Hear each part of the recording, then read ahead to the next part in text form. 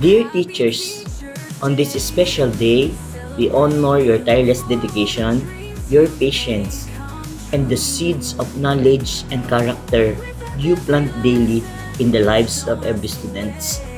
Today, we greet you happy Teachers Day.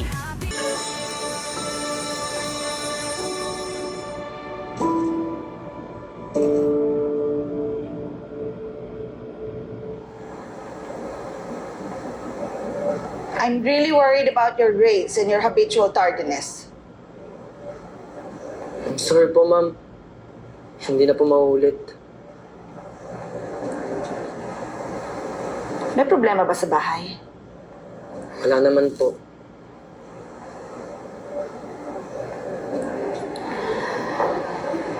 Nandito lang ako pag kailangan mo ng kausap.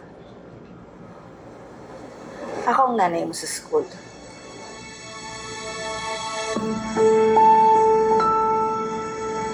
Prayer po namin, nawa maging masaya po kayo ngayong araw na ito sa kabila ng mga kapaguran, sa kabila ng mga sakripisyo, sa kabila ng mga hirap sa pagtuturo. Sabi po sa Galatians 6 verse 9, "And let us not grow weary of doing good, for in due season we will reap if we do not give up."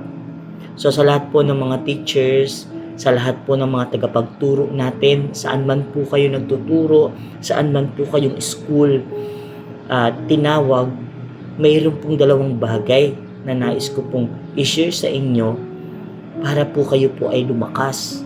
Number one, God reminds you not to grow weary in doing good. Pinapaalalahanan po tayo ng Diyos, yung ginagawa niyo pong pagtuturo, isa po yung mabuting bagay. Isa po yung kalugod-lugod sa Diyos. Why? Because teaching is a calling. Panawagan po ang pagtuturo. Pag ikaw po ay isang guro, malaki po ang requirements na hinihingi sa inyo.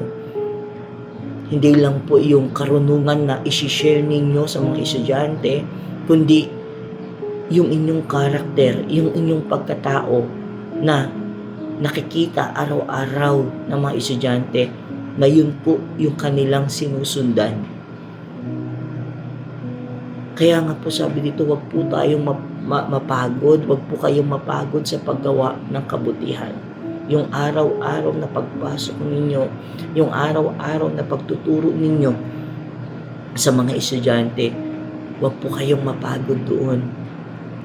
Alam po namin mahirap, alam po namin hindi madali, pero sabi nga po, God reminds every teachers not to grow in weary of doing good.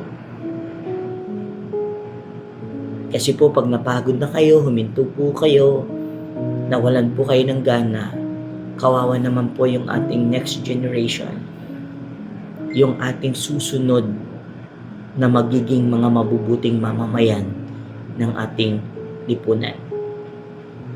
Kaya nga po alam ko po sa mga teachers, saan man po kayo nagtuturo ngayon, nakakapagod po ang pagiging isang teacher. Kasi hindi lang naman po pagtuturong iniisip, may pamilya rin po yan. May mga sariling problema, may mga pangangailangan, may mga personal issues na hinaharap. Kaya nga po, ang dalangin namin, ang lahat ng ito ay bigyan kayo ng kalakasan at bigyan kayo ng tulong ng Diyos sa lahat ng iyan. At pangalawang bagay po, sabi po doon sa Galatians 6 verse 9, "You will reap if you do not give up." Kayo po ay aani kapag hindi po kayo susuko. Pagdating ng panahon, kayo po ay ano po ang aanihin nyo. Sa ngayon po hindi pa natin nakikita, sapagkat yung inyong pong ginagawang pagtuturo sa mga estudyante, parang tingin natin itong mga estudyante na ito ay maaaring sabihin natin ano ang kanilang magiging kapalaran pagdating ng panahon. Pero po yung pinaka-harvest, yung inyo pong pag-ani, pag nakita nyo po itong mga estudyante na ito, magiging mabuti silang mga leader at magiging mabuti silang mga mamamayan at hindi lang, at magiging pakinabang sila bilang isang individual na person. Di ba po? Individual na tao para po sa ating lipunan. Napakasarap sa pakiramdam po yon ng isang guro na makita niya ang kanyang mga estudyante nagtatagumpay sa mga pinili nilang larangan na gusto nila maabot sa kanilang buhay. Kaya nga po, darating ang panahon sa lahat ng itinanim ninyo, aanihin po ninyo yon kung hindi po kayo susuko.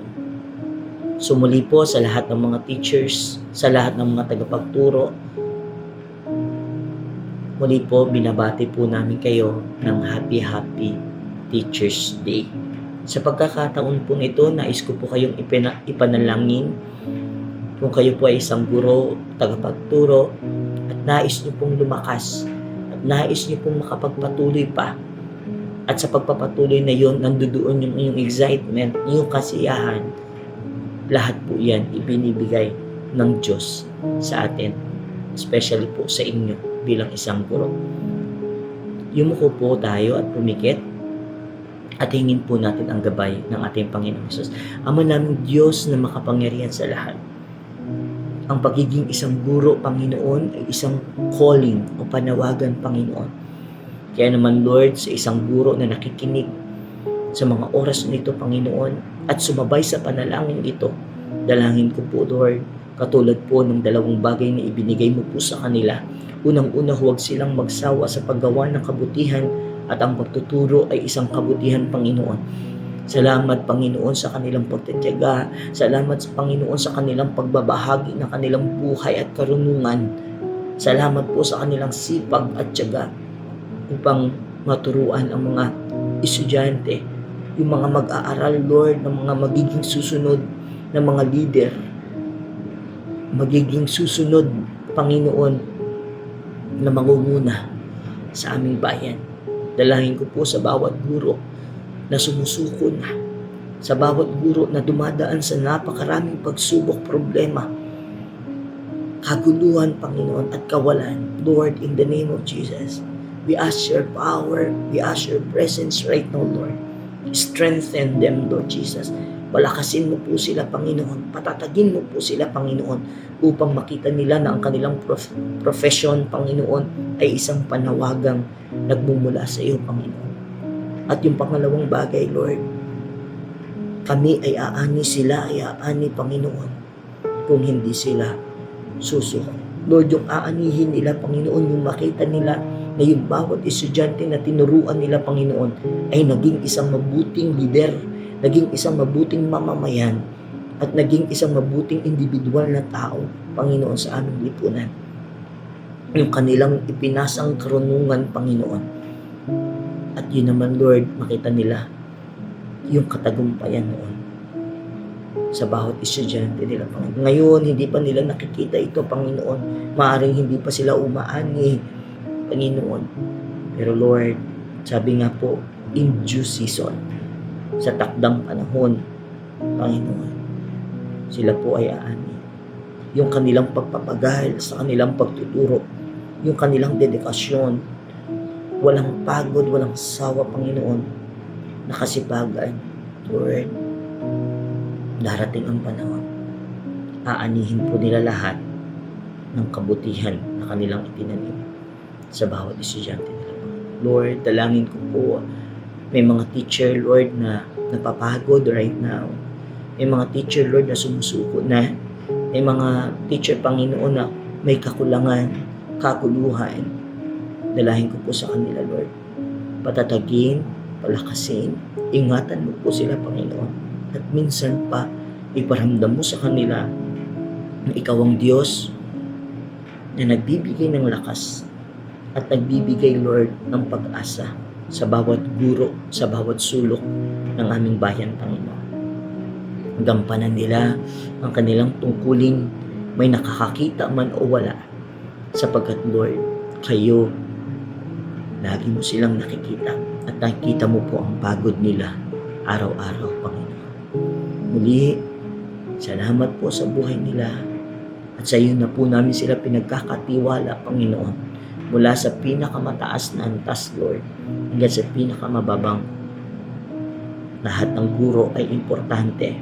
Lahat ng guro, Panginoon, ay mahalaga. Lahat ng guro ay may pakinabang. Lahat ng guro may contribution para sa isang estudyante. Muli, sa iyong lahat ng kapurihan, aming Diyos, sa pangalan ng aming Panginoong Hesus. Amen. Maraming salamat po. Muli, Happy Teacher's Day. God bless you all.